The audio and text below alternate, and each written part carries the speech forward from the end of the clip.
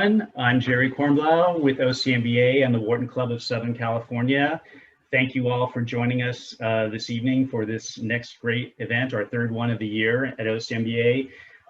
Most of you are familiar with OCMBA, but we have some first timers. So for those that are new, OCMBA is an alliance of 15 of the top rated business schools in the world, actually, as well as here locally. And it includes, in order, alphabetically, Berkeley Haas, Chicago Booth, Columbia, Cornell Johnson, Darden, Harvard, INSEAD, Kellogg, Michigan Ross, MIT Sloan, Stanford, UCI Mirage, UCLA Anderson, USC Marshall, and Wharton.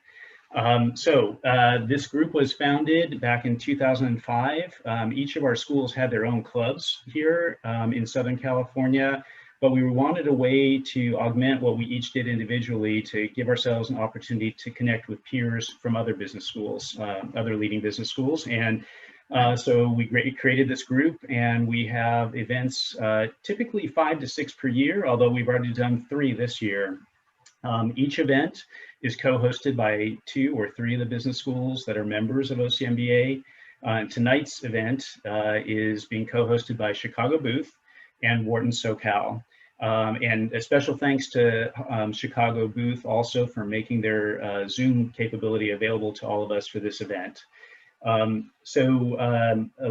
I mentioned about OCMBA, the number of events that we have per year, there are some upcoming events. We are going to be having one either in April or early May. It will be a social networking event similar to the one we just had in February, which was quite a success.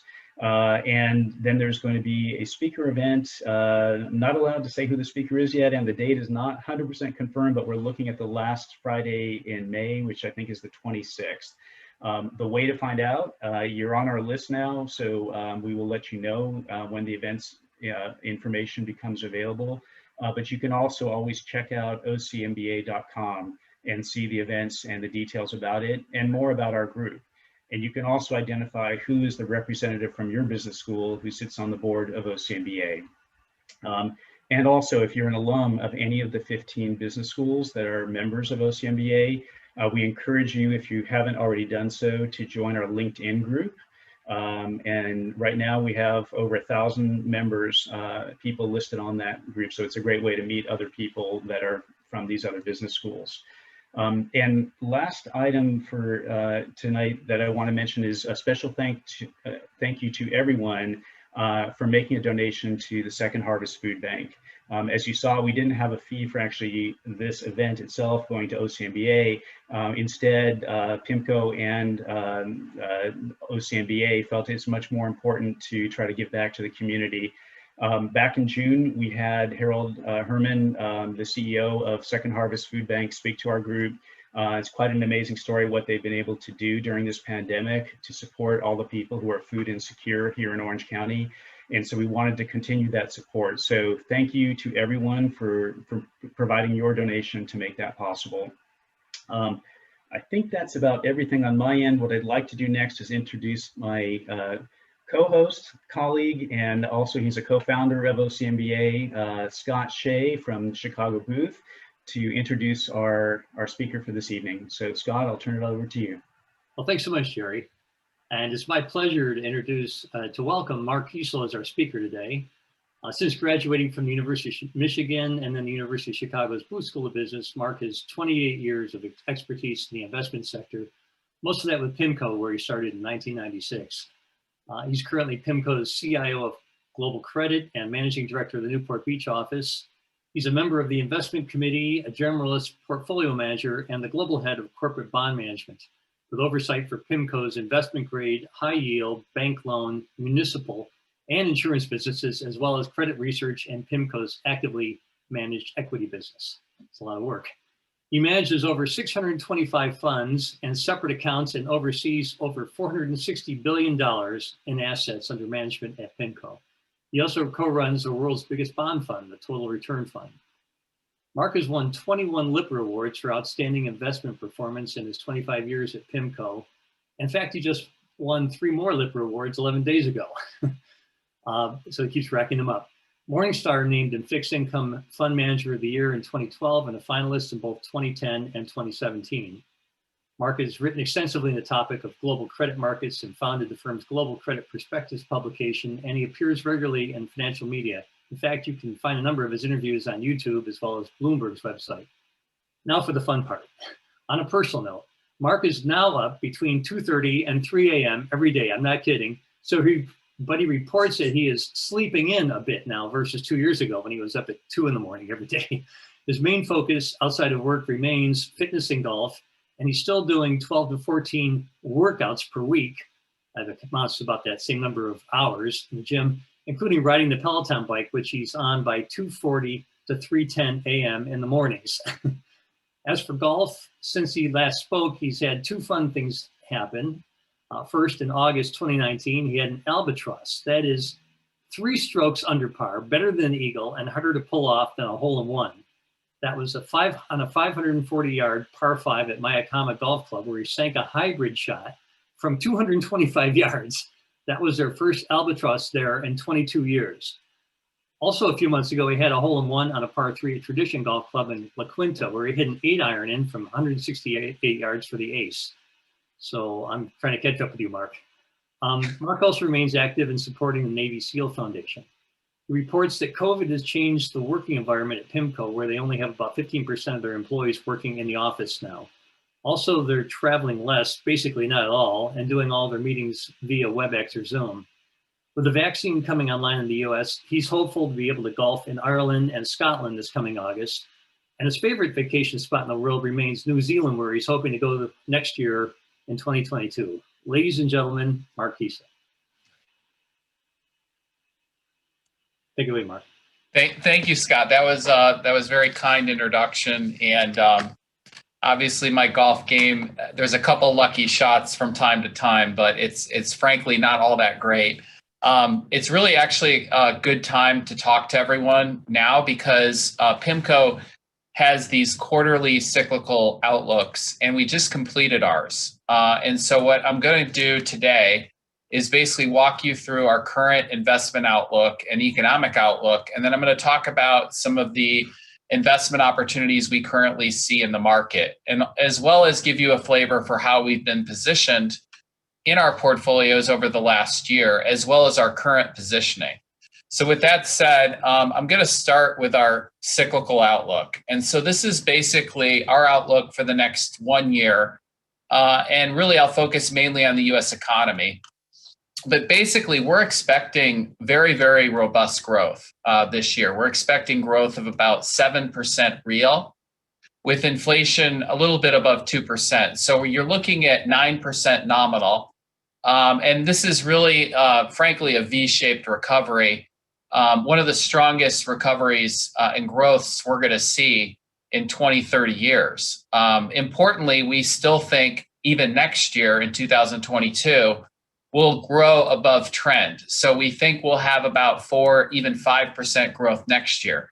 So this is interesting because you've got 2 consecutive years of very robust growth, and that will obviously cause the output gap to close. But interestingly enough, in the United States, we don't see inflation rising materially above 2%. We could see, for example, this summer, core inflation get above 2%, but we think it's temporary and transitory. I probably sound a lot like Chairman Powell right now when I say that, but PIMCO's own inflation forecast is actually not that different from the Fed's. We are more constructive on growth. We have been more constructive on growth than the Fed. You'll notice that the Fed has been every quarter revising up its growth targets, as well as revising down its unemployment rates. So this is good news. The economy is actually coming back. And I think big picture, when you look back over the last 3 to 6 months, there's really been 2 big game changers.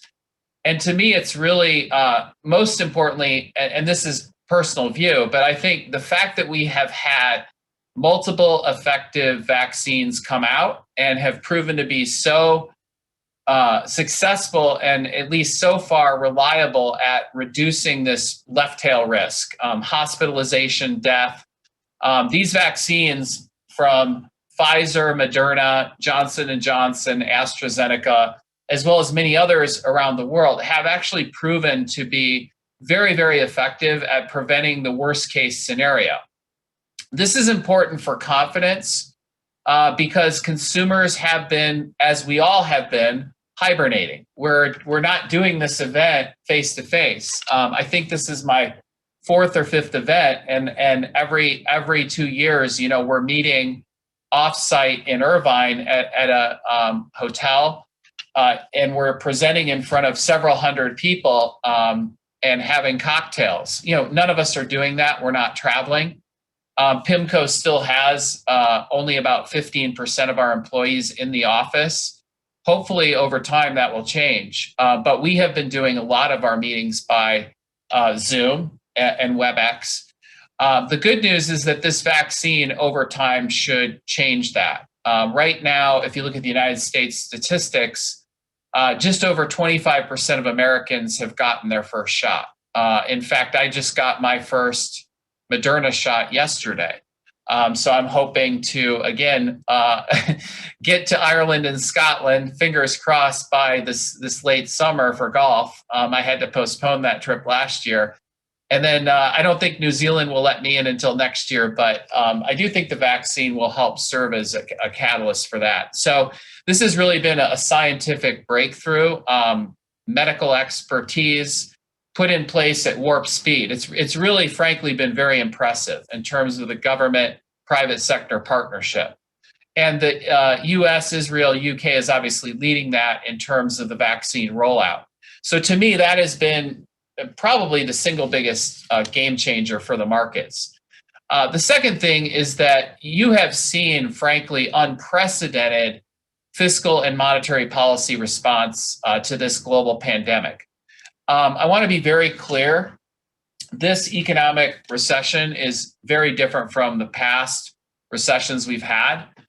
This is a global shutdown that was caused by a virus, a pandemic. And there is a solution, and it's coming. The vaccine, as well as cumulative monetary fiscal support. What's very different from the global financial crisis, as you all remember, and we talked about this in a lot of our presentations to all of you over the last several years, the global financial crisis caused housing prices to literally go down, peak to trough, 30% nationwide. And in some markets, housing prices actually fell 50%. This created a freezing up of the lending markets. And frankly, the banks became undercapitalized. It literally caused lending and credit conditions to tighten materially. And that in turn caused financial conditions to tighten materially in the recession. This created a cascading effect because you have consumer balance sheets under pressure with housing equities, you have incomes under pressure with rising unemployment. But importantly, the velocity of money was not circulating because banks were not lending as asset prices fell. That's why that recession was so deep and why it took so many years to get out of. Now, this recession is very different. The consumer actually entered this recession relatively healthy. Housing prices have been going up for 7 consecutive years. The consumer actually has been delevering. And importantly, the banks and financial sector came into this crisis very well capitalized with very strong balance sheets and a lot of liquidity. Importantly, a year ago, the Fed came in and basically put in unprecedented support for financial markets and put in significant support for Treasury mortgages. They were buying over $1 trillion a month. And in addition to that, they also put in these corporate bond backstops. When you combine last year, global central banks bought $8 trillion of assets, unprecedented. In addition, in the United States, of all the developed markets, the United States ran the highest fiscal deficits of all developed market countries for 2 consecutive years. These are double-digit deficits. So this is a scale and speed of monetary and fiscal policy support that, frankly, we have not seen. And that is why you have seen such a very, very strong V-shaped recovery in markets. Now, it's very interesting because I'm talking to all of you on March 24th of 2021.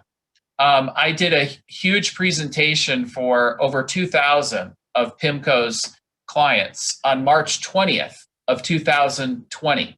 This was almost exactly a year ago at the depths of the crisis. And believe it or not, we felt that this monetary and fiscal policy would likely materialize. Now, granted, it was incredibly, incredibly uncertain times. But the markets were discounting a severe, severe recession.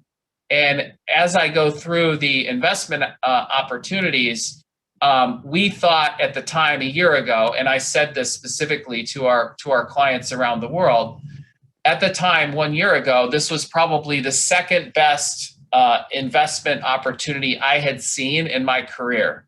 And we specifically called it a 9 on a scale from 1 to 10. We've only used that twice in my 25 years. So this was really an amazing buying opportunity.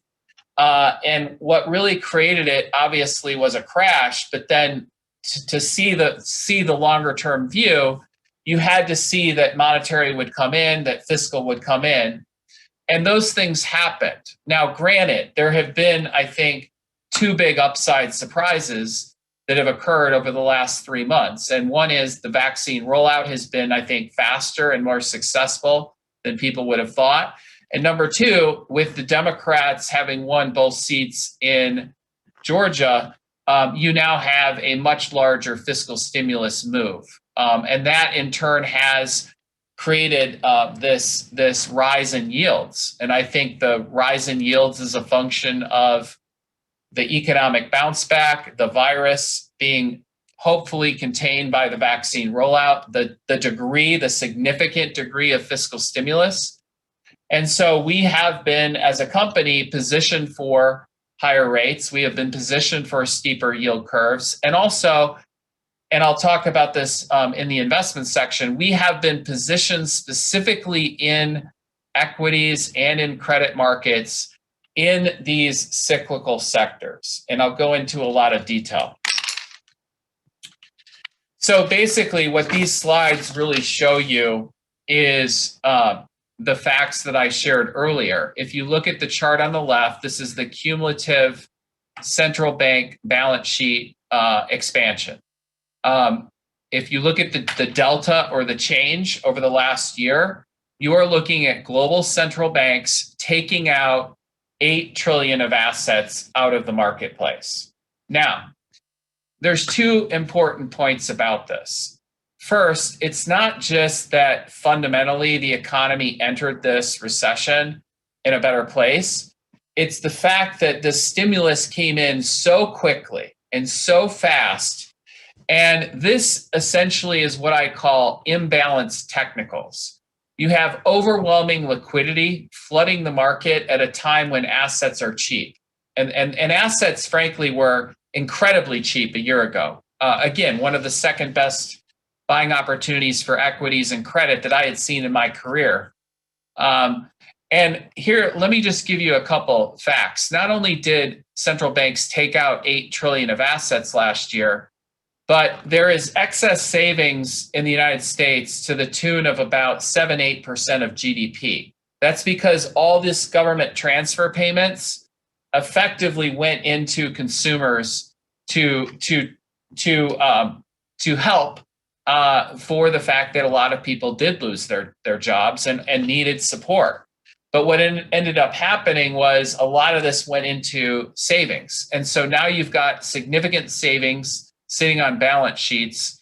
Some of that is going into the equity market, by the way. But the fact is that consumers were directly benefited by this fiscal transfer from the government. In addition, you also have at least 1 to 2 trillion of excess liquidity sitting in money market funds. You've also got at least $1 trillion globally sitting as dry powder on private equity balance sheets. Importantly, you have to take a forward view on liquidity. And something is happening with corporate profits right now that I think is going to be very significant. We're about to enter, because of the growth forecast I talked about, 7% real growth this year, above trend growth of 4 to 5% real next year. These nominal numbers are 9% nominal and basically 6-7% nominal next year, back to back.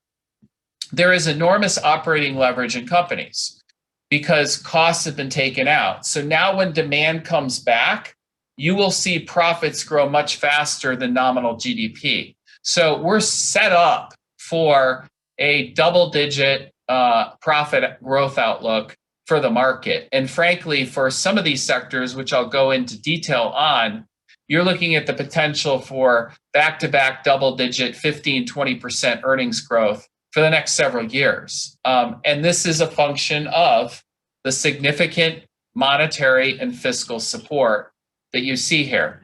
The chart on the right shows you that if you look on a relative basis, the US government actually came in incredibly large. And other governments did as well. But if you compare the developed market with emerging markets, what you'll see is that the developed markets were faster and more scale in terms of the stimulus as a percent of GDP. And then obviously on the left-hand side, the developed market central banks came in extremely aggressive. I think when you combine those two charts with the fact that the vaccine rollout has been happening more rapidly in places like Israel, the United States, the UK, this explains to me a lot of the price action in the market and why the US market has rebounded from the equity perspective so significantly, and also why the US credit markets have rebounded as well so significantly. Now, here is one thing that I think is pretty fascinating. We talked about how we're going to have, very, very strong growth rebound. What's important for inflation, though, is that we still have a pretty significant output gap. So the number that I'm going to mention is a number that Treasury Secretary Yellen and Chairman Powell talk about all the time. We still have, in the United States of America, 10 million jobs still to recover. And this is peak to trough, and we've gotten about 13 million jobs back from trough, but we're still almost 10 million jobs short. It could take us at least 2 years to get those 10 million jobs back. And granted, a lot of that will come back in the service sector, and hopefully it comes back quickly with the vaccine. But we're anticipating those jobs to take some time to come back.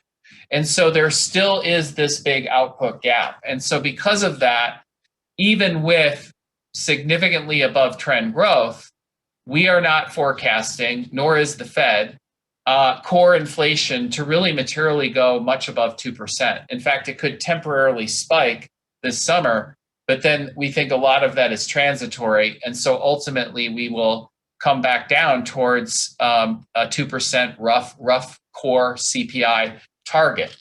There are two things about the Fed policy that I want to highlight, which is very important. I think there's been a fundamental shift in Fed policy. Of course, they're targeting employment. Of course, they're targeting inflation. They're looking at inflationary expectations.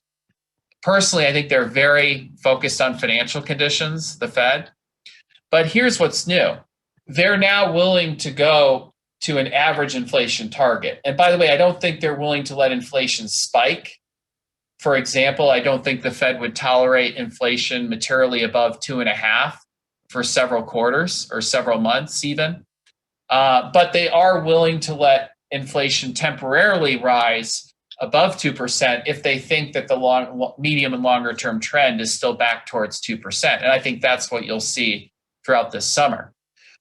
This is a change. This is, I think, a more dovish Fed and helps explain the backup in yields and also the steepening of the curve. It's the magnitude of fiscal stimulus combined with that dovish Fed, which is causing that curve to steepen. Secondly, it's employment. not only is the Fed focused on the 10 million jobs, getting the unemployment rate back down, which, by the way, they're going to make pretty good progress on if we get this high growth that PIMCO is forecasting. But the Fed is also focused on broader measures of employment, such as diversity, inclusion. This is another way of signaling to the market that they are going to likely run the economy hot. So it doesn't surprise us at PIMCO that this yield curve has been steepening. In fact, we have been positioning for a steeper curve, holding more of our bond market exposure at the front end, keeping our durations underweight, and anticipating that these longer end yields could actually start to rise a little bit. We think, by the way, of the 100 basis point backup we've seen in nominal yields over the last 6 or 7 months, most of that backup in yields has occurred. That doesn't mean we can't go to 2%, for example, on the 10-year. The 10-year is around, I believe, 162 right now. So there is the potential, particularly if the growth outlook I described materializes, there is potential for 10 years to head up towards 2%. But we don't see 10-year rates going materially higher than that, given our inflation outlook. It would take a much stronger and prolonged growth rebound, particularly with unemployment rate and that output gap closing quicker, for us to change. And by the way, we see really the inflation probably coming in some of these areas which have been beaten down, like the travel and tourism, the entertainment industries. That's an area, by the way, that we have had very significant investments in, and we added to those cyclical sectors back in the summer of last year. There you could see material inflation increases. But here's the point. From a macroeconomic standpoint, that's 3% of the CPI basket. So it'll show up in terms of higher airfares. It'll show up in terms of hotels. Your trips to Vegas will start costing you more money. Your golf trips will cost more money. Your vacations. There may even be capacity constraints on airplanes if demand comes back that fast. So you will see some of that in the CPI, but the macro effect is that sector is just not large enough. So it will create a lot of, I think, important bottom-up investment opportunities, but the macro effect is not going to be a significant spike in inflation because people start to travel again. It's just not that large when it comes to the overall CPI basket. So one thing that has changed from a year ago is I mentioned, this 9 on a scale from 1 to 10. On March 20th, when we did that call, we actually labeled the call. The thesis of our call a year ago was ringing the bell. Ringing the bell on risk assets, ringing the bell on credit. We felt that credit spreads were way too wide. We felt the equity risk premium was way too high. And the good news is that has turned out to be accurate. The bad news is that we've gone from very, very cheap valuations a year ago to now we're in more of a fair to even rich. But remember, investing is also relative, rich versus what? So a lot of things are rich right now, and that's why we have to turn more to a bottom-up look at the market and look for where are the sectors which are likely going to rebound the most and have the most cyclical upside, the most upside in terms of price over the next 1 to 2 years, given our outlook. And so we are going to move into more of a bottom-up approach. And just to summarize, on the rate side, we have been keeping our durations slightly underweight. At a 160 to 2%, particularly at a 2% on 10-year, we'll start to go more neutral. So that's a level where we think the bond market will probably stabilize, that 2% level on 10 years. In terms of credit, the market obviously has rebounded significantly over the last year. We think there's a lot of upside still in some of the COVID impacted sectors, emerging markets. We still like housing, the banks and financial sector. And I'll get to specific examples. We also like the securitized market, specifically non-agency mortgages. And that's just a function of the fact that we still think in an environment where rates stay relatively low, even at 2% on 10 years, we think the US housing market is going to hold up extremely well. And so we are forecasting still 4 or 5% house price appreciation. And we think that housing prices can continue to rise moderately, even if rates go up to 2% on the 10-year. So the demand is that strong relative to the supply. It's a very much bottom-up market. Many of you have heard me talk over the last 25 years. I think probably one of my strongest expertise is housing and real estate. And we're still constructive on real estate, particularly given the economic outlook that we see, the strong growth, jobs coming back, and also relatively low rates in the context of a healthy economy. Emerging markets, we see select value there. Again, it's more on a bottom-up perspective. A lot of it is in credit in some of these national champions. The metals and mining sector has bounced back materially in Brazil. You've seen strong outperformance by companies like Vale and CSN. Also, some of the national champions in Russia. Most of our exposure, by the way, in emerging markets has been rotated into Asia. And that really happened about a year ago. So we saw China handling the virus initially much better than other countries. We also saw China's growth, particularly last year, accelerating and really not that much affected by the virus, frankly, relative to the rest of the world. So we did orient more of our credit exposure into Asia, into the consumer property developers, as well as some of the Asia Chinese tech companies. Finally, on the currency front, we think that if you look out over the next 3 years, the dollar will come under some pressure. And a lot of that is just the significant amount of liquidity in the system, the very low interest rates now, particularly at the front end of the yield curve. The US now is not offering at the front end of the yield curve much of an advantage. The hedging costs have come down, which is great if you're an international buyer of US bonds, because you can actually buy US credit bonds, hedge the currency risk, and get significant pickup. So that's actually very important for the credit market in terms of the steep yield curves and the Fed stuck at zero for the next several years. That, believe it or not, that actually will help support US corporate bonds because of foreign demand coming in with hedging costs being so low. But if you take a longer term view, or particularly a 3-year view, we do think that owning a select basket of some of these emerging markets, particularly in Asia, commodity producers, et cetera, makes sense. And we have been positioned in that.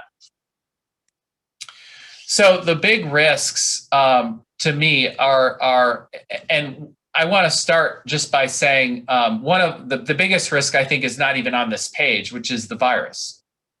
This has been a medical global pandemic.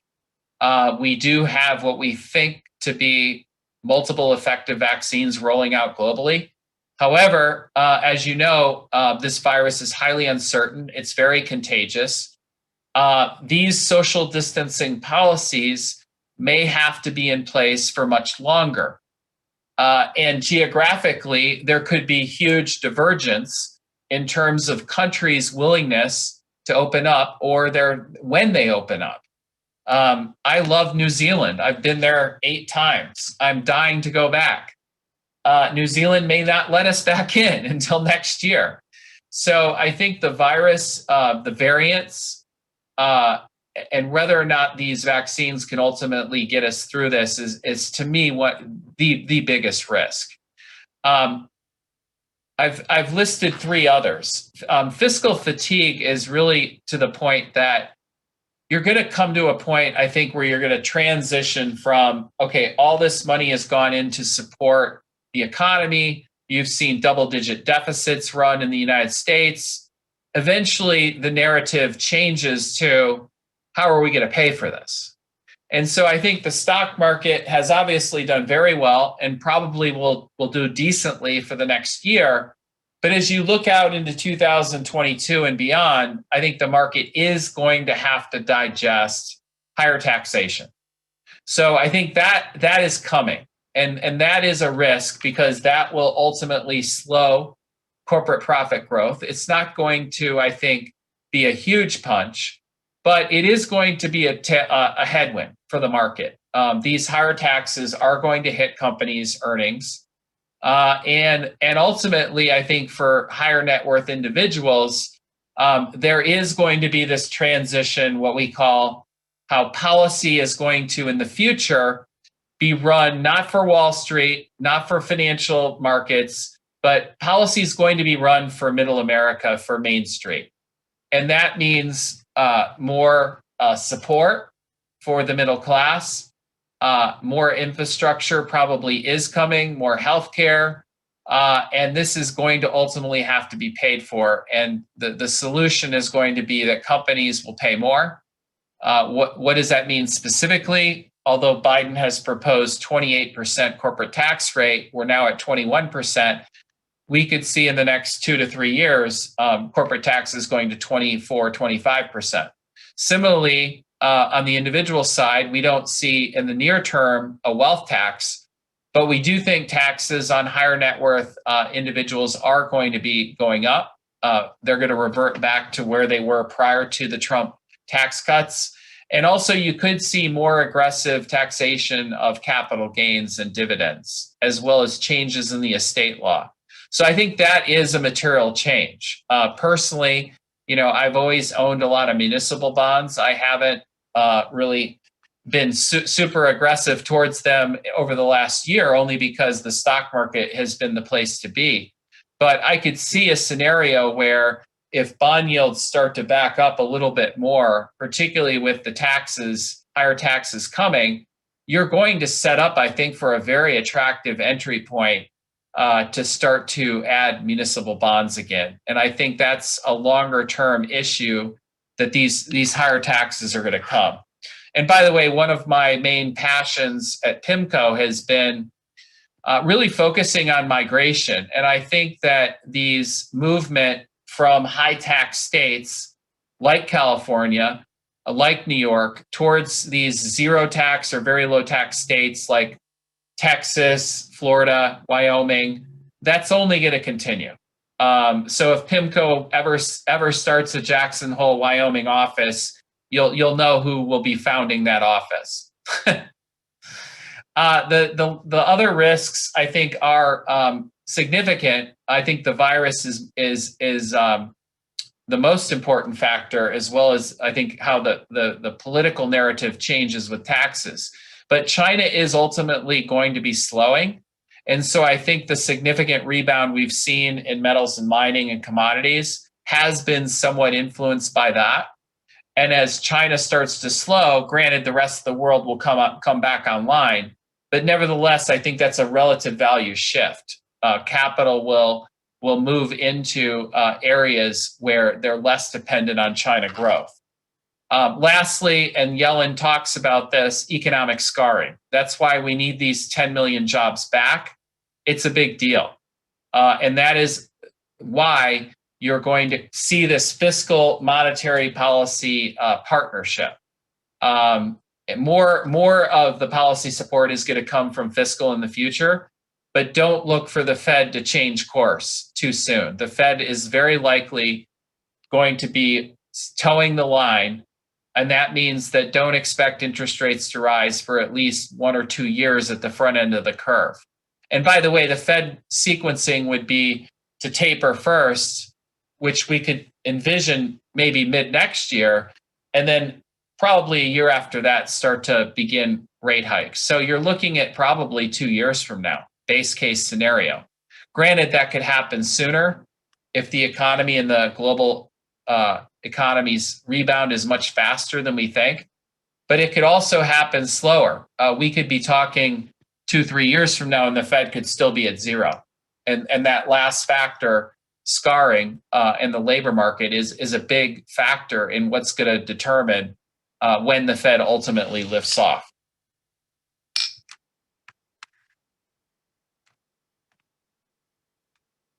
So what I want to do now is take a quick drink because I'm losing my voice a little bit.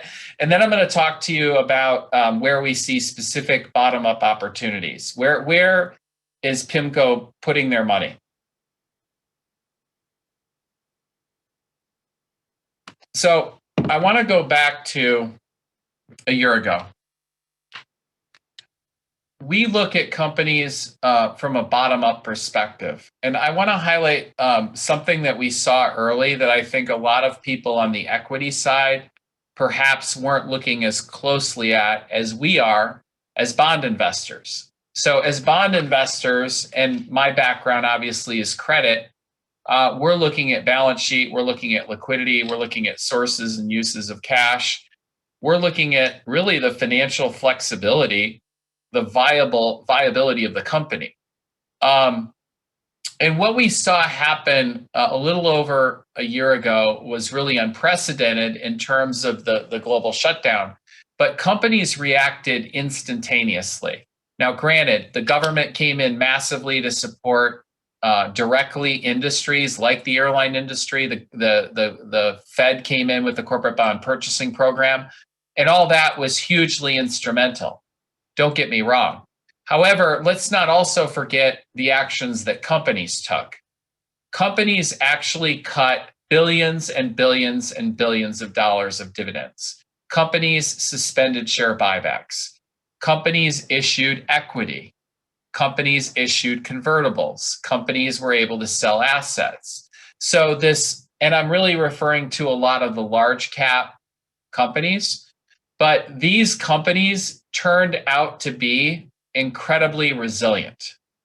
It turns out that if you buy what I call national champions, they have proven through history for hundreds of years to be real national champions. And for those of you who have heard me speak in the past, you know we're very focused on things like barriers to entry and the sustainability of those barriers to entry in the industry. We're focused on pricing power, we're focused on secular growth, and we're focused on management teams that are always going to reward the bondholder. And what we saw throughout the last 6 to 12 months is bondholders won. It was very similar to what happened in the last recession in that from a capital structure perspective, the company in recession and in these crises has to defend the balance sheet, particularly if you're a large cap company that has a lot of debt outstanding. That is the number one focus. So these companies cut distributions to the equity holders, they cut dividends, they suspended share buybacks, they diluted equity in some cases, and it was really remarkable. And it happened broadly. And in fact, PIMCO influenced a lot of these decisions, being one of, if not the largest lender to these large cap companies in the world. So what we started to do is we also started to approach these companies directly in the summer. So we approached the airline industry and we structured deals so that we would lend on collateral.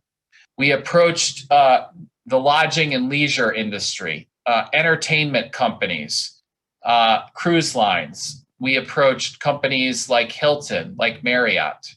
The gaming industry, companies like Las Vegas Sands, companies like Wynn, MGM China, Melcor Crown. So these companies, it turned out, built up a huge war chest of cash. Now, granted, in the airline industry, a lot of this was government transfer payments, but the companies themselves did a lot of things to improve their cash flow, to improve their liquidity. And specifically, what we saw was even back in the summer of last year, companies initially building up 12 to 18 months of liquidity. So they could handle a worst case scenario. They could handle essentially no revenue. They could handle a complete shutdown for 12 to 18 months. Obviously, PIMCO came in. We lent these companies a lot of money. And then through additional ways the company demonstrated financial flexibility, issuing equity, cutting dividends, suspending share buybacks, cutting CapEx, cutting costs, they were actually able to build that liquidity cushion that was already pretty robust. So what we saw in the fall and towards the end of last year is this 12 to 18 month liquidity cushion actually turned into 24 to 36 months. In fact, some of the companies in the lodging industry today have 40 to 44 months of liquidity. Now, this is amazing because we're actually seeing, and we've been seeing this on the ground for the last month or so, but we are starting to see forward bookings pick up. Some of these companies, believe it or not, will turn free cash flow neutral this summer. So in other words, you go from a company which, yes, has been burning some cash, but by the summer and into the fall of this year, these companies start to actually throw off free cash flow. So that means that this war chest of cash that they're sitting on, they're probably not going to need all of it. And so what I think ultimately is going to happen is that not only is this going to be very, very beneficial for the credit, but the companies will delever. And once they get their debt down, which I think they will do so rather quickly, then you're looking at the resumption of share buybacks in many of these industries, as well as reinstatement of dividends. And by the way, I should mention, this is almost exactly what's going to happen in the banking industry. So remember, the government transfer payments were so effective, they held asset quality up. I think, to me, having invested 25 years at PIMCO, I will tell you the banks, the large banks in the United States, are a pure play on asset quality. They're a pure play on the economy. And the magnitude of the government response and the direct transfer of the government balance sheet to the private sector was so quick that despite double-digit unemployment rates, asset quality held throughout the banking industry. In fact, JP Morgan made money every quarter last year. They even made money in the second quarter of 2020, if you can believe that. And that's after taking a 10 billion plus reserve charge. So this is remarkable. You go through a pandemic, a massive global shutdown where the world literally stops. No one gets on planes. There's unbelievable uncertainty about rental payments and credit losses in the rental industry, the office sector, the apartment sector. And despite all that, because of the fiscal transfer and the magnitude of the monetary and fiscal response, those losses really never materialized, even close to the degree that the banks set aside reserves for. So what I'm suggesting is that the banks actually could be, and in fact, I believe are, over-reserved. So if we get this economic recovery that I'm anticipating, that PIMCO's anticipating, these reserves are going to actually come down. And so you'll see profits pick up pretty materially. And it's important in the banking industry because you're going to see not only the reinstatement of dividends, but you'll start to see pretty aggressive share buybacks by the US banks. In fact, if you look at dividend payments plus share buybacks, you're talking about 5-6% of market cap. So show me an industry where you're taking out 5 to 6% annual market cap of the company. That's why the bank stocks have done what they've done. So it doesn't surprise me at all. There's a material change in the outlook for that sector. Asset quality's held up much better. Profits are coming back. And also, these banks are so well capitalized, you are going to start to see some of that capital released back into the equity holders. And on the bond side, look, because of the fundamentals and the capital and the asset quality is held up so well, we see very good opportunities there. And we have taken more bank capital exposure. We've taken that across the United States and Europe. And these bank capital securities are basically look very attractive right now relative to high yield. So it's one area that we think really does have more upside, particularly over the next 6 months. I mentioned earlier we had rotated a lot of our emerging market exposure into Asia. And a lot of this really was, again, China's initial handling of the virus was much better than other countries. You look at the social distancing policies that have been put in place, the lockdowns. Yes, China went through that, but their manufacturing sector, really was almost not affected. Yes, their service sector was, but if you look at overall growth, China held up, much better than virtually any other country. The United States did pretty well, and a lot of that was because of the monetary fiscal support. But we did move quite a bit of our emerging market exposure into Asia, into the property sector, which, by the way, the fundamentals are holding up extremely well there, as is the consumer, as well as the technology companies there. So that continues to represent an opportunity. We think even with China growth slowing, these credit spreads are still too wide, and we see decent upside there. Housing, this is probably the topic I'm most passionate about. I sold my house, as a lot of you know, in 2006.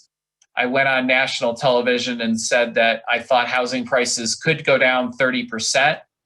And I rented for 5 years. It wasn't until 2011 that I started to buy real estate again. And I bought pretty aggressively in 2011 and 2012.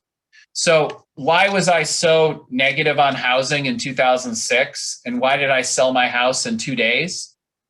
Because I saw a massive inventory problem that was about to occur. All these arms were going to reset. At the time I sold my house, there was 4.6 million homes in inventory. And I saw a situation, frankly, where home builders were selling homes to people and not even knowing who they were selling the homes to. And they were selling multiple homes. It was speculation gone mad. People were buying homes with no money down, no documentation loans. A lot of these arms were going to reset. And frankly, I really did feel it was going to end in tears. It was probably my most famous call at PIMCO to sell my house and to tell the world why I thought we would have a massive recession. By the way, the fund that I run delivered a positive return in 2009 in a year when a lot of our competitors lost 10 to 15% of their clients' money. So a lot of those Morningstar, nominations, and ultimately, we did win many Morningstar awards, but a lot of it was really the bottom-up work, the analysis on the ground. And to me, the reason why I've got that inventory chart there, and you've heard me talk about this every time, inventories, they tell you the intersection of supply and demand. So as an analyst, this is the most important thing to understand. Where are inventories and where are they going? And is housing affordable or not? When I sold my house in 2006, you had a massive inventory problem and housing prices were 30% overvalued versus income and versus rents. That's a fact. And I wrote several papers about it. And so where are we today? Well, basically, we're at extremely low levels of inventory. And the reason is that we have been underbuilding for 7 years relative to long-term demographic demand. At the same time, even if mortgage rates were to go up, and again, I talked about how I thought housing could handle a 2% on the 10-year, even at a 2% or even a 2.25% on 10-year, housing is still going to be extremely affordable for the broad population. Now, of course, that doesn't mean that places in major cities or in some areas, there could be some pockets of overvaluation. But if you look across the Midwest and you look at most affordable housing markets, housing still looks actually quite reasonable. And the most important point is that the inventories are just really low, particularly relative to the demand. Lastly, if you look at PIMCO and you look at our rebound coming out of this pandemic, since the second quarter, the third quarter, and fourth quarter of last year, and already this year, we've added consistent alpha or outperformance versus our benchmark. And a lot of that has been bottom-up work of our team. So the team that I oversee at PIMCO is over 100 people, and we have 60 analysts on the ground all over in 17 countries. And we have over 40 portfolio managers around the world. And so we have direct relationships with some of the largest companies in the world. We talk to the CEOs, we talk to the CFOs, we talk to the treasurers, and we talk to them almost daily. And this relationship has been going on now for 20, 30 years. So we have established ourselves as one of the largest credit lenders in the world. And so if you go to a company like JP Morgan or Weyerhaeuser or Las Vegas Sands or Boeing or Walt Disney, they know who we are. They know our size. They know that we can write billion-dollar checks. And this allows us to do more reverse inquiry than, frankly, almost anyone in the world. What reverse inquiry is where we go into the company and source opportunities for our clients on a global scale, and we set pricing. Importantly, we protect our clients in terms of being able to get decent allocations. And a lot of this, frankly, is just leveraging relationships that we've established with these companies for decades and decades and decades. Some of these companies, by the way, I've met with 20, 30, 40 times throughout my 25-year career. And these are very, close relationships. Unfortunately, we can't have dinner right now. I'm hoping that will change. But there have been decades and decades of relationship building, which PIMCO and people on my team have done with these companies. And again, I think most importantly, very few firms in the world can write $1, $2, $3 billion checks on one transaction. PIMCO is a $2 trillion firm, and this really does give us unprecedented market share and ability to source deals globally that very few firms in the world can compete with. Lastly, we also can attract and retain investment talent. If you look at those factors I talked about earlier, pricing power, barriers to entry, growth, what I also think is incredibly important is a company's ability to attract and retain the top investment talent, the top employees in the world. What you'll find at PIMCO is people don't tend to leave. I've been here 25 years. I plan to go another 25. It's actually one of the reasons why I'm so into fitness. I really want to keep that energy up. And frankly, I've got a lot of young guns who work for me that I want to keep up with.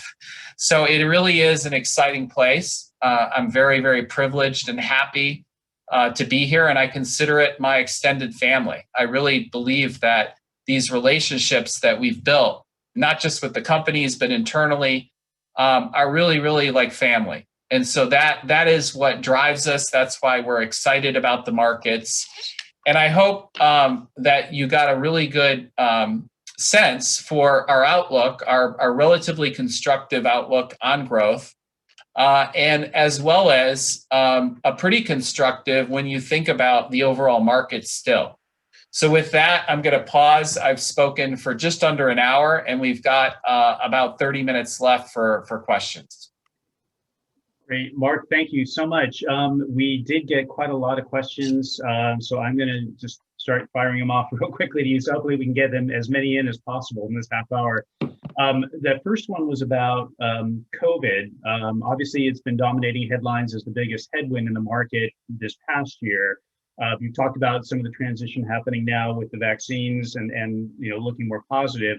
The question that was posed was, what other headwinds do you see that you think might arise in the next 12 months that concern you the most?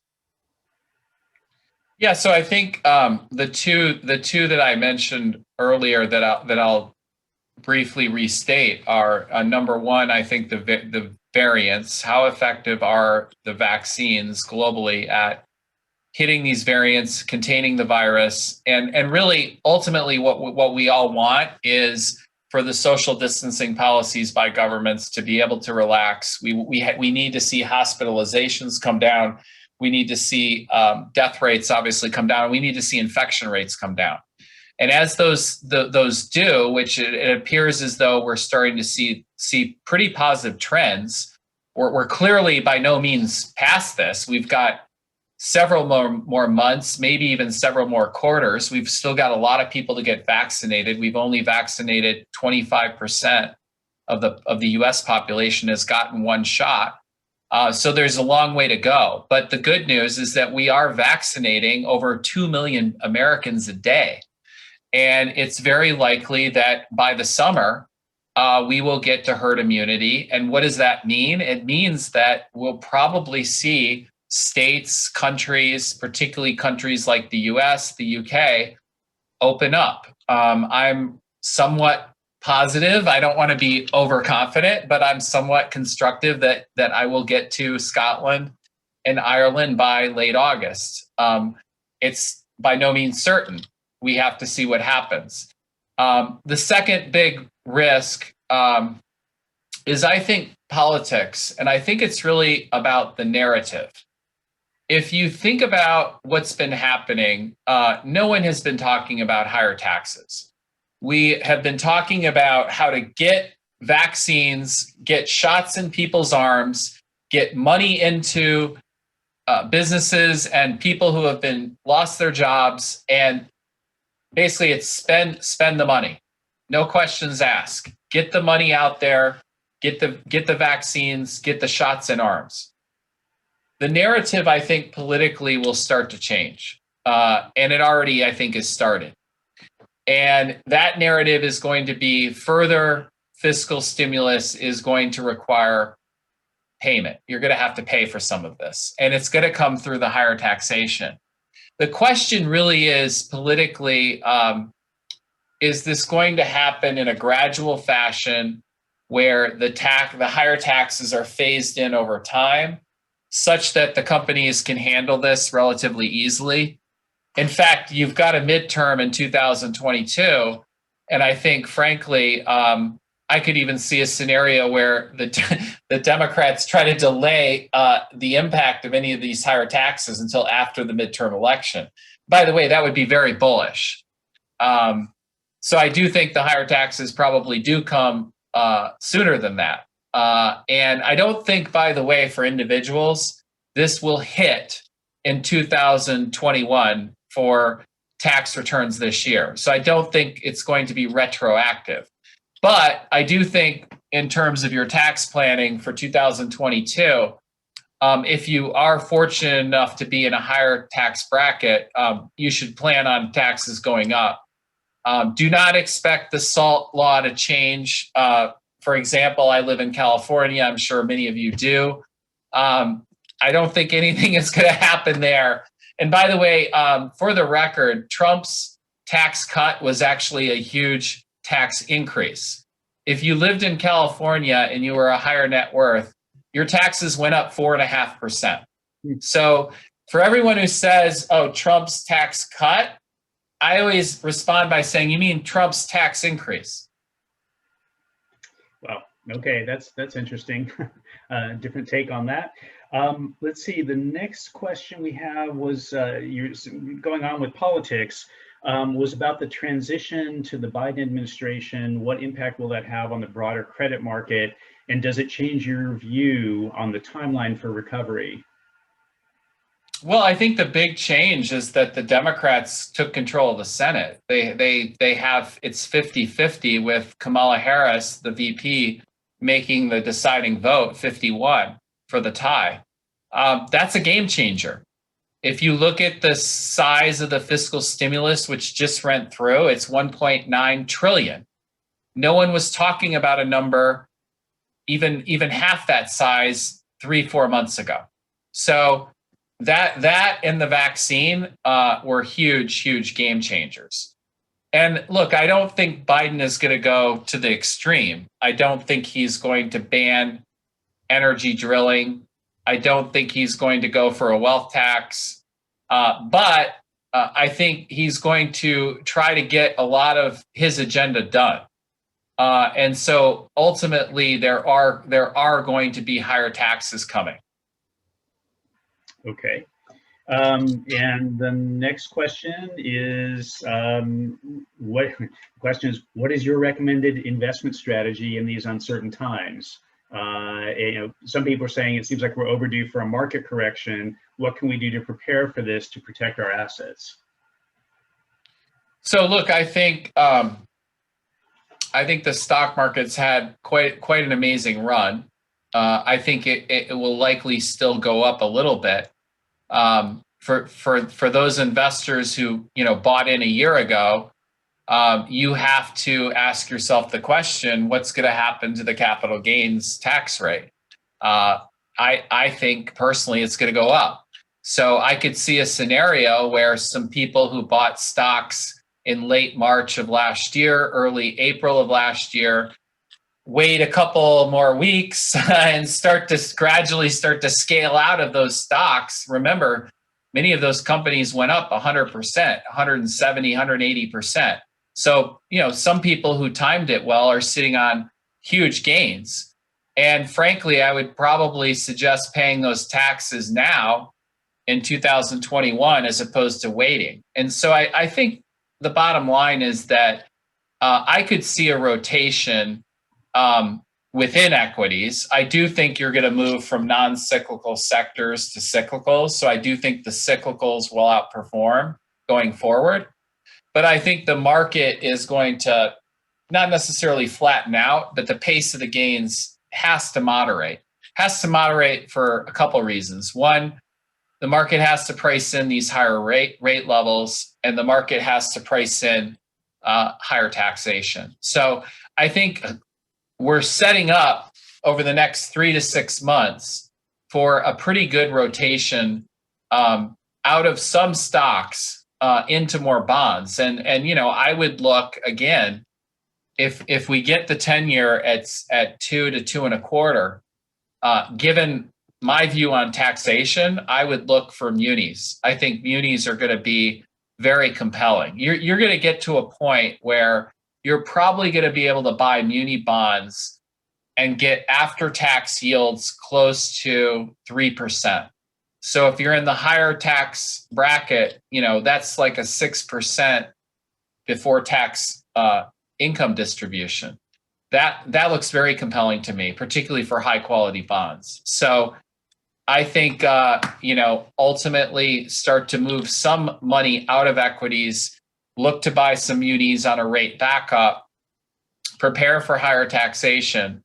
And if you've got equity exposure, try to have a little bit more cyclicality, given that if you look at earnings and you look at the next several years, the big earnings growth is going to come from those COVID beaten down sectors. That's where you're going to see the biggest rebound. Okay, and actually that ties, I think, to the next question, which was, where are the best market sectors to invest in, given what you described? Yeah, we've liked, specifically in the COVID impacted sectors, we've liked airlines, we've liked lodging, we've liked theme parks, Disney, Boeing, we've liked lodging companies, gaming companies, basically companies that will benefit from life getting back to normal, more travel, more tourism. And by the way, on airlines, I don't think, for the record, that business travel is going to rebound to where it was. I think you're going to have a structural lower level of business travel.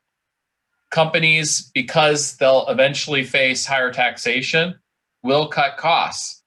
Businesses will be more conservative. Essential travel will happen, but it will be essential. So there'll be a higher bar to travel for business executives. Plus, I think a lot of people have embraced the web, Zoom, WebEx, video conferencing. So unless it's, mission critical, some of these meetings can be done over video conferencing. And I think that is more of a permanent change. That's something that if you look back on this crisis, how will life change going forward? I think there will be less business travel. On the consumer side, I think you never want to short the American consumer, particularly when their savings rate is this high and you're going to see the economic rebound we're about to see. And I can tell you consumers like to spend money. So look for the return to travel, look for hotels to be a lot more booked, look for Vegas to start being crowded by the fall and into next year. And those planes will be full. Okay. Switching now, we had some questions related to inflation, which you had indicated you're expecting it to be relatively low, staying in that 2% range in your talk just a few minutes ago. But some of the questions were about the outlook for long-term inflation. And with that, there were a couple of sub-questions, one related to your perspective on the explosion of sovereign debt and monetization. Will entitlement spending cause a debt currency crisis, say by 2030? And what's the likelihood of the Fed intervening in these longer dated treasuries? So kind of, I don't know if you want to take any of those. Well, I think if you look at the long-term trend in interest rates since 1970, both nominal and real rates have been coming down. And that's a function of globalization, demographics, lack of unionization. We live in a very, very competitive economy. We can simply produce in a lot of states of the world more than we can demand.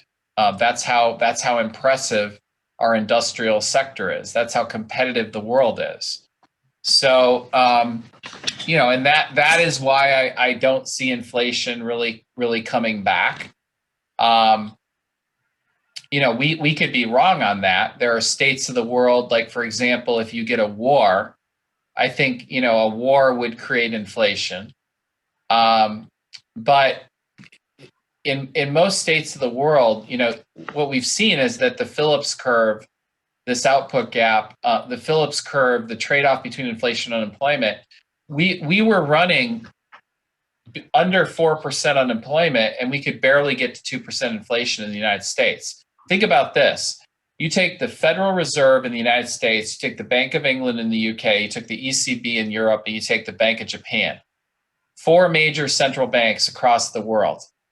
Look at the last 10 years. Ask yourself the question, did any of these central banks even get to their inflation targets?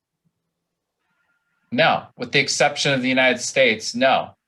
So, you have to, for people to say that inflation is going to go to 3% and break out on the upside is really ignoring the last 10 years. Now, granted, we are going to have a very robust recovery for the next several quarters, no question. But does that generate sustainable long-term secular inflation? No, it's cyclical. And a lot of it, frankly, is transitory. So unless globalization changes, unless demographics change, unless the competitive markets change, robotics, technology, unless that changes, I still think that inflation's going to remain low. And by the way, that's why I think bonds are going to do very well. We may have to wait until the 10-year gets to 2.25, but we're setting ourselves up for a very attractive entry point for bonds. PIMCO is already seeing those inflows, even at a 160, 165. We're seeing it from insurance companies, pension funds. So I'm pretty constructive that this bond market sell-off is mostly over. Maybe we can go a little bit higher on yields. And that gets to your question about the Fed. Would the Fed ever intervene on long-term bonds? Would they do Operation Twist, or would they expand QE if we saw the yield curve steepen materially? And let's say, what does that mean? 10 years go to 2.5, 30-year treasuries go to 3.5. Would the Fed ever intervene? They could. And I think what they're going to watch is the unemployment. They're going to watch jobs. They're going to watch inflation. But remember, they're also they're indirectly targeting financial conditions. So if you see financial conditions tighten materially, what does that mean? Stocks under significant pressure, credit spreads widen materially, market liquidity deteriorate significantly, the VIX index spike. By the way, it spiked to above 80, if you can believe that, about a year ago. these are the measures you have to look for. And so, yes, if financial conditions tighten materially, then look for the Fed to come in. And by the way, that's why I think the Fed has been sitting on the sidelines. If you look today at financial conditions, they are incredibly easy. That is a huge difference versus the last recession. We talked about this checklist, and I went through a lot about why this recovery is very different from the great financial crisis. Another add to the list, financial conditions. Financial conditions are incredibly easy right now, incredibly easy. And so the Fed's and the government's policies have actually worked. They've worked. Okay. Let's see. Our next question is, since you're anticipating low to moderate inflation, the question was, what steps would you take to position your portfolio for a return of moderate inflation? Well, I wouldn't, for example, buy TIPS, Treasury Inflation Protected Securities. I would not buy TIPS today. And the reason is that if you look at 10-year TIPS break-even yields, they're pricing in 2.3% inflation, which, by the way, when you break it down, that's really pricing in core inflation of about 2%. So what the TIPS market is telling us is that the Fed is going to get to their inflation target. Now, remember the data that I just shared with you 3 minutes ago about the 4 major central banks. Has the US, UK, Europe, and Japan, have any of those central banks even gotten to their inflation targets? Briefly, the United States, briefly. In most cases, they've undershot, all of them undershot their inflation target. And yet, if you look at the TIPS market today, it's pricing in success. The Fed is going to do it, finally. So, and granted, we could see transitory inflation go above 2%, but to suggest that for the next 10 years, we're going to get there, I think the TIPS market has gone a little bit too far. So I think the bottom line is that if you're going to own bonds, I would own more nominal bonds, not TIPS. Okay, switching to a market that you like, the real estate market. The question was originally, how is it affected now and into the next 5 years? But I'm going to add to that a question that we got just a few minutes ago. What are your thoughts on housing specific to California, given the out-migration occurring? I have been surprised by the strength in California.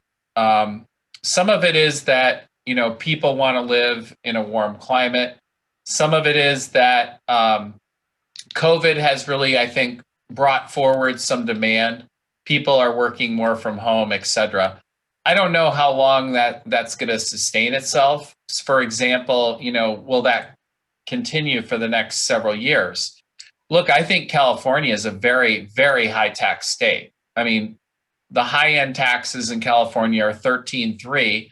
The federal government is going to go to 39 plus Obamacare. You're going to be looking at basically 43. You're going to be looking at almost 57% taxes, and then you're also going to be looking at higher capital gains and distribution dividend taxes, plus estate tax law changes. I don't know about you, but Wyoming and Florida and Texas are looking pretty good to me. So I'm here in Newport Beach because that's where PIMCO is headquartered, and a lot of the people who report to me are here in California. But if I could choose Jackson Hole, Wyoming, here I come. Okay, and one more in real estate is commercial real estate markets, and particularly retail and office. Can you comment at all about that? Yeah, there's been a lot of tremendous differentiation, tremendous. And if you look at 2020, capital stayed very robust into the industrial sector, into data center REITs. You saw places like, that Amazon was supporting hold up incredibly well.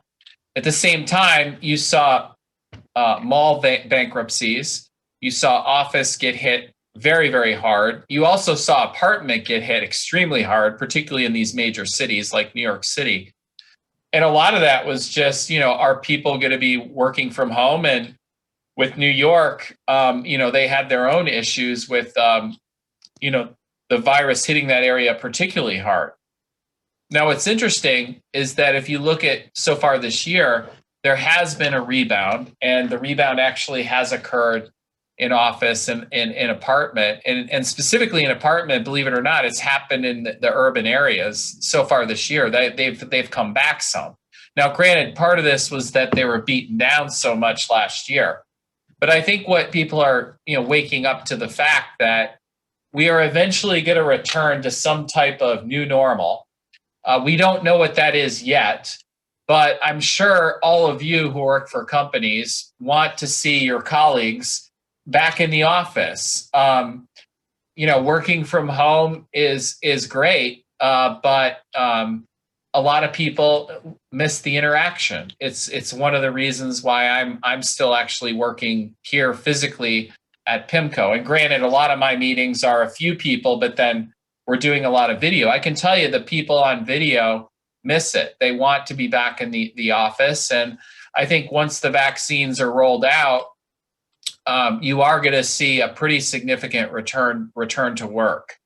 And that will then, I think, allow for a recovery in commercial real estate, in residential, et cetera. Again, some of this is out of my area of expertise, but what I would highlight is that the higher tax jurisdictions, both on the individual side and the company side, are a big deal. Companies are moving out of New York, and they're going to Florida. And I think that trend is only going to continue. Okay. Speaking of taxes, another question was, what would be the best hedge against anticipated tax increases in capital gains? Well, again, I think it's going to be to take profits on some stocks, particularly if you've got stocks.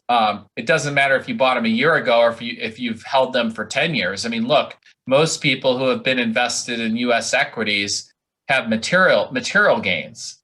So taking those gains this year, when you can basically pay lower tax rates, I do think makes a lot of sense. The ideal situation would be to, given we're going to see a pretty significant growth in the second and third quarter, I think that will create optimal timing in terms of being able to cash out of equities, probably at a pretty high level. And also, because the economy will be rebounding, redeploy that money into the bond market.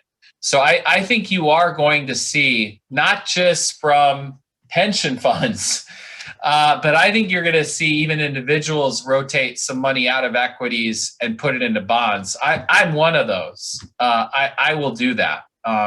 And I was very lucky in my timing, but I did buy a lot of stocks a year ago.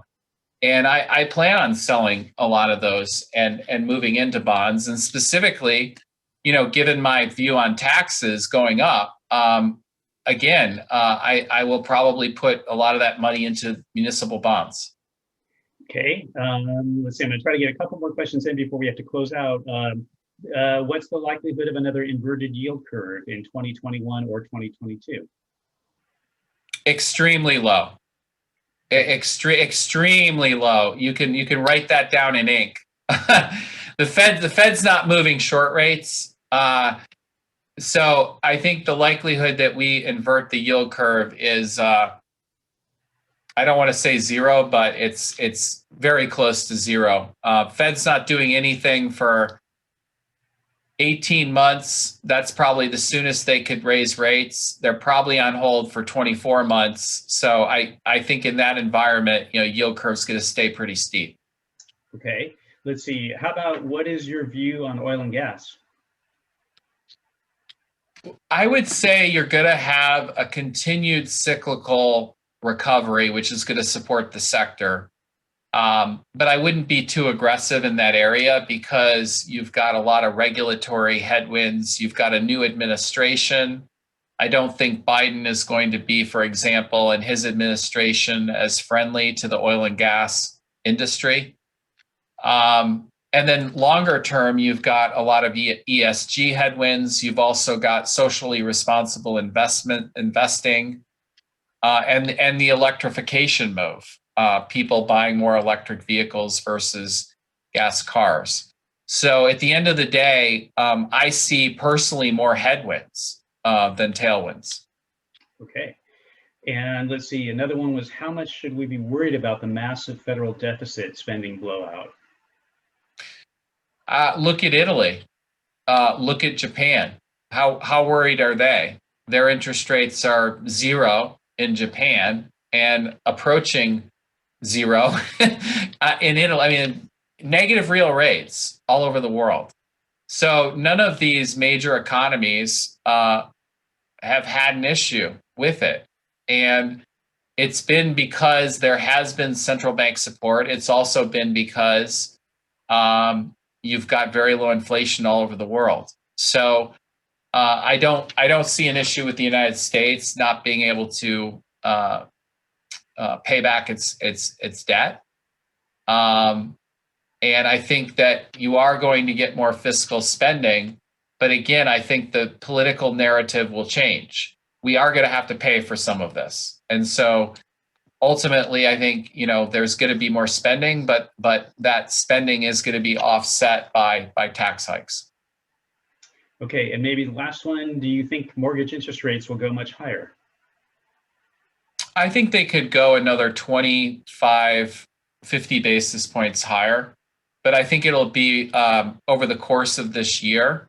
And then, believe it or not, even into next year, I think they could trend back down. It's a long way of saying that I think this is okay for the housing market. I don't think U.S. housing prices are in a position today, given the inventories, given how low inventories are, given the robust economic recovery we're expecting, that the U.S. housing market can handle 25 basis points higher mortgage rates and still likely see moderate price increases in most markets around the United States. So the housing market is in good state right now. Okay, and we pretty much made it through the questions. There's one or two more, but they seem to relate to things we've already covered. So with that, I think we'd like to close out this event. And thank you again, Mark, for enlightening us and sharing all your thoughts.